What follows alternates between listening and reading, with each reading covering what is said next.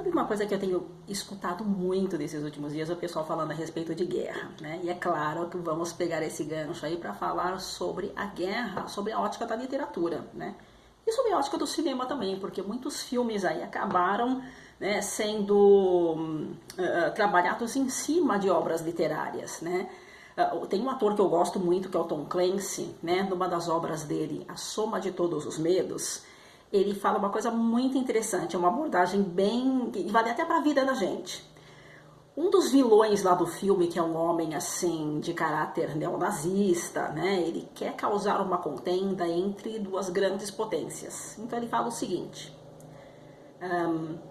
quando você tem dois grandes inimigos, e esses inimigos são muito poderosos, você não briga com os inimigos, você faz esses dois grandes inimigos brigarem entre si, né? Então, A Soma de Todos os Medos é um livro aí que vai trazer muitas lições dessas que eu vou colocar para vocês, e lições valiosas que a gente aprende com filmes de guerra e com livros, com a literatura de guerra, né? Um filme assim bastante interessante, que ele é mais assim bem antigo que essa. Ele vai falar muito sobre a linguagem de liderança, né? Qual é a linguagem corporal, né, e a linguagem verbal que vai separar ou definir um verdadeiro líder de um tirano. Sabe onde você vai ver isso? Na Ponte do Rio Kwai. A Ponte do Rio Kwai é um filme de lá, acho que da década de 60, bem antiguinho. Ele tem uma música até bem conhecida, né? Uma música bem conhecida que ganhou Oscar, e é um filme muito bacana, é uma produção muito legal. E o que esse filme traz assim de lição, né? Das lições que eu quero mostrar para vocês. Muitas vezes você está no meio de um grupo de pessoas que estão disputando uma certa liderança no meio de um grupo, e às vezes não é a sua hierarquia que vai fazer com que você seja um líder, mas é a sua postura corporal, a sua postura verbal e as suas atitudes. Então vai aí a primeira lição, tá? Ser líder não é ser tirano, tá? Ser líder é você movimentar aquele teu grupo e fazer com que aquele teu grupo compre a tua ideia, feche a ideia com você. Primeira lição, tá bom? Bom, a segunda lição, gente, olha, valorize as suas amizades e não confunda amizade com aliado. Porque o aliado, ele é teu aliado naquele momento da guerra, né? Depois que passa a guerra, ele pode até mudar de lado e não ser mais seu aliado. Então, amigo é amigo, aliado é aliado. Não confunda as coisas e saiba bem escolher os seus amigos, porque essas escolhas de amizade vão ajudar você a se planejar, a ter força de espírito, né? A encontrar bons conselheiros na hora de você definir a tua batalha. Sabe onde que você vai encontrar isso? Adivinha? A Guerra nas Estrelas. É um filme muito bacana. Aliás, A Soma de Todos os Medos também tem essa pegada, né? De você saber escolher bem quem é que está do seu lado, quem é teu aliado momentâneo e quem é o teu amigo que vai ficar, né? Lute por um ideal, né? Quando a gente luta por um ideal, sabe pelo que a gente está lutando, né? É metade da batalha já, né? Metade da batalha é você saber qual é o objetivo final. Né, você dá toda a guerra, né, dos livros, né, e na indústria cinematográfica, ela vai estar pautada em alguma guerra, seja ela fictícia ou real, mas alguma guerra que tem um objetivo, né? Você vai ver muitas essas questões assim de você saber aquilo que você deseja no final daquela batalha, por exemplo, em O Senhor dos Anéis, né? Que é uma obra muito majestosa, né? É uma obra que ela vai trazer também o lado muito humano e até mesmo assim o lado também, às vezes, da podridão humana. Um livro bacana, mais uma indicada, hein? Bom, saber quem é o seu inimigo já também é um bom passo, né? Que quando você vai para a guerra e você não sabe contra o que você está lutando, você corre o risco de se perder, até mesmo os seus valores morais ali, os seus valores éticos, né? Então você precisa saber qual é o teu inimigo, que é para você nunca derramar sangue inocente. E por falar em derramar sangue inocente, né? Todo sangue inocente que você derrama, dia ele vai ser cobrado. Porque medalhas, né? As medalhas não vão fazer os seus amigos voltarem, né? As medalhas e honras não vão trazer os inocentes de volta. Então, eu acho que mais uma grande lição aí que fica na literatura, né, e nos filmes de guerra é você não perder o teu valor moral, o teu valor ético, mesmo quando você estiver dentro de um campo de batalha. Fazer escolhas sábias, né? Aliás, Guerra nas Estrelas, a saga toda mostra muito isso. Às vezes você tem que fazer escolhas, e essas escolhas elas têm que estar embasadas na tua sabedoria de vida e nos bons conselheiros que você tem com você, né? Tenha fé. Tenha fé. Eu não sei como que você concebe a tua imagem de Deus, né? Mas em muitos livros aí você vê que as pessoas, que elas, quando elas vão para a guerra, chega um dado momento em que elas perdem toda aquela conexão que elas têm com a espiritualidade ou com aquela referência que elas tinham do divino. Porque você começa a ver tanta atrocidade, né? Tanta barbárie, que aquela conexão se perde. Mas em algum momento você precisa recuperá-la, porque recuperando ela, você começa a dar sentido para as tuas lutas, né? E você também começa assim a perceber que dentro, né, daquele espaço onde você está combatendo, existe alguma força superior que está te orientando para que você não cometa excessos, para que você pondere na hora de tomar uma atitude, né? Aonde eu vi isso de uma maneira assim bem bacana, né, foi no filme Spartacus, né, que também é baseado numa obra, e em Troia, né? Troia ela é baseada lá em épicos gregos, né? O filme Troia ele também dá uma outra lição muito valiosa, gente. Não compre briga que não é sua. Se a briga não é sua, sai fora, porque você pode acabar pagando um preço muito alto, e às vezes o preço é a sua vida, ou a vida de alguém que você ama muito, né? Que no filme Troia, o que acontece com Aquiles é que ele acaba perdendo, né, pessoas que para ele tinham assim um valor muito grande, né? Que era um primo de quem ele tinha assim um amor muito grande, e a Briseis, que era a sacerdotisa, né, por quem ele tinha também assim uma paixão momentânea, né? Mas ele sente muito o fato de ter que deixá-la ir, porque a referência literária nem sempre ela está condizente com o filme, né? Eu, se não me engano, acho que na literatura ela morre. No filme não, no filme acho que ela escapa. Mas na literatura ele perde tudo aquilo que ele amava, né? Até o momento que ele perde a própria vida, porque o calcanhar de Aquiles, na verdade, é o teu ponto fraco. Então, outra lição aí, né? Descubra qual é o teu ponto de pressão, né? Qual é o teu ponto fraco. Porque quando uma pessoa ela tem, ela sabe qual é o seu ponto fraco, ela passa a ter domínio sobre você, ela passa a ter poder sobre você. Então, cuidado, nunca deixe isso muito à mostra, né? Nunca revele muito qual é o seu calcanhar de Aquiles.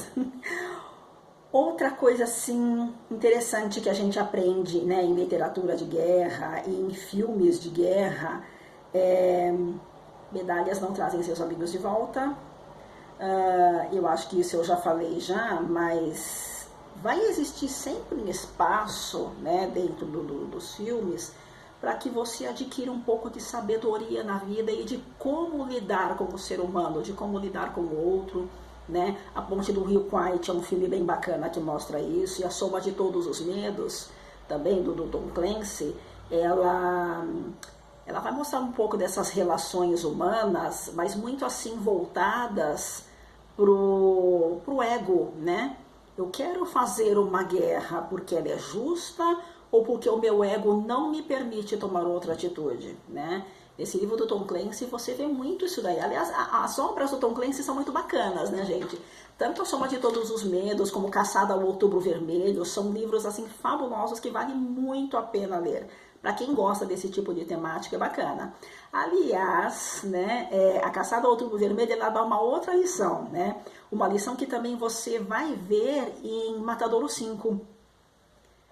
Toma cuidado com as aparências enganam, e enganam mesmo, especialmente na literatura de guerra. Nem tudo é o que parece ser, tá? Fica aí mais uma dica. Saiba qual é a sua hierarquia, né? Aonde você vai ver isso, né? Em Senhor dos Anéis, né? Sabe aquele filme Até o Último Homem? Eu não sei se vocês já chegaram a assistir, né?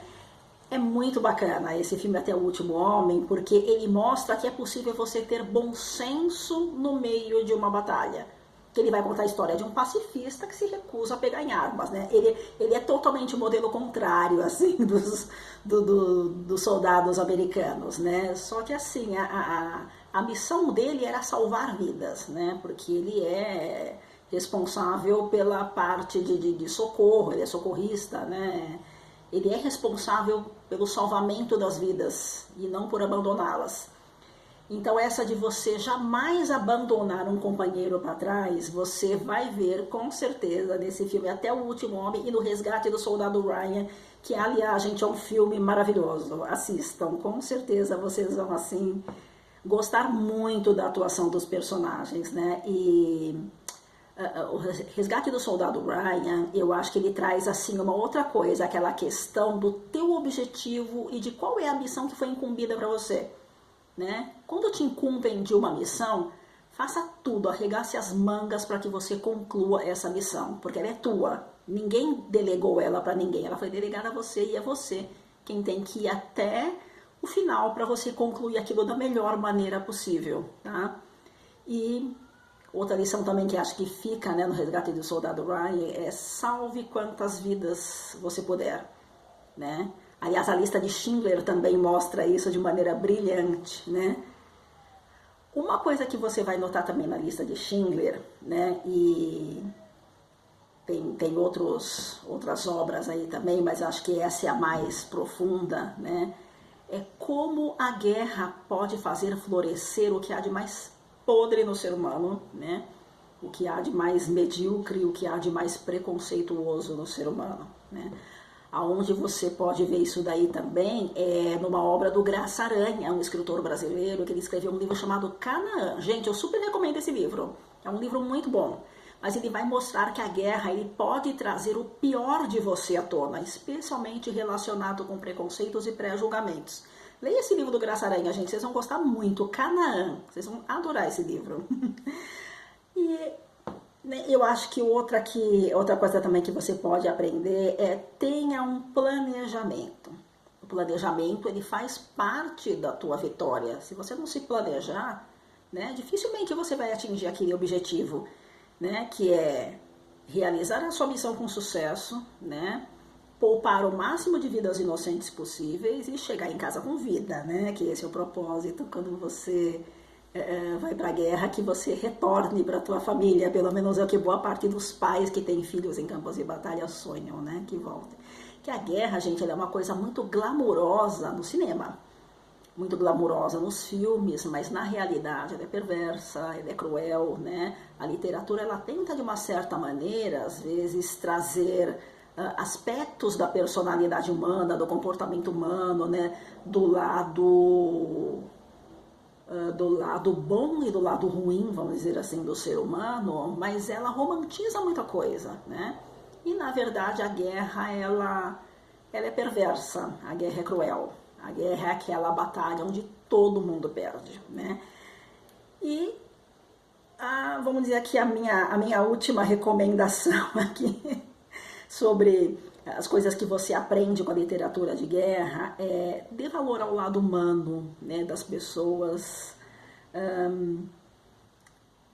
respeite as hierarquias, mas valorize o que há de humano nas pessoas, né?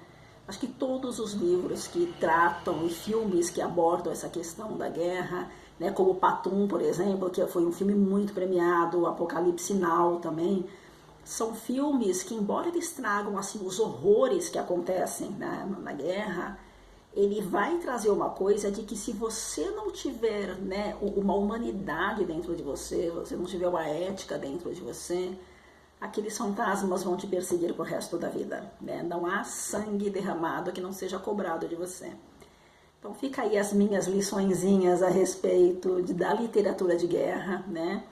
e eu sei que o pessoal está falando muito de guerra, então tomem como exemplo aí a literatura do Tom Clancy, né? Muitas vezes as guerras começam por causa de ego, né? Porque sempre vai ter alguém interessado que grandes potências briguem, especialmente pessoas que acham que existe religiões ou políticas ou sociedades, né, melhores do que as outras ou mais evoluídas que as outras, né? Nós vivemos no mesmo planeta. Aliás, os filmes de guerra, especialmente Day After, né, Chernobyl, não é um filme de guerra, mas ele vai se referir a acidentes nucleares, né? Mas acho que o Day After ele é bastante conciso nessa parte. Ele é um filme bem antigo também, acho que dos anos 80, por aí. O que fica muito claro nesse filme? Nós vivemos no mesmo planeta. O ar que eu respiro é o ar que daqui a uns dias vão respirar lá no México, no Japão, né? Porque o ar circula pelo nosso planeta. E se há um risco de contaminação no lugar, a humanidade inteira vai pagar o preço daqui a algumas décadas, né? Não há erro que você cometa no teu país, né, que daqui a alguns anos as espécies que existem no nosso planeta não vão sentir os efeitos, né? Então, há que se ter bastante cautela, né, com essas questões de você tomar atitudes impulsivas, né, em nome, né, de guerras que às vezes não fazem sentido nenhum, né? Então fica aí minhas recomendações de filme, prometo colocar na descrição do vídeo os filmes que eu citei, os livros, tá? E vamos ler para abrir a nossa mente, né? Para a gente poder entender esses aspectos da guerra, né? E poder entender o que fica de bom e o que fica de aviso pra gente, né? Do que eu posso aprender, né, com o bom, com o triste, com o ruim, com o dramático que existe dentro das guerras. Beijo, gente, até o próximo vídeo. E obrigada pelos meus 12 inscritos. Tem gente que comemora 1000, eu tô comemorando meus 12. Muito obrigada, gratidão.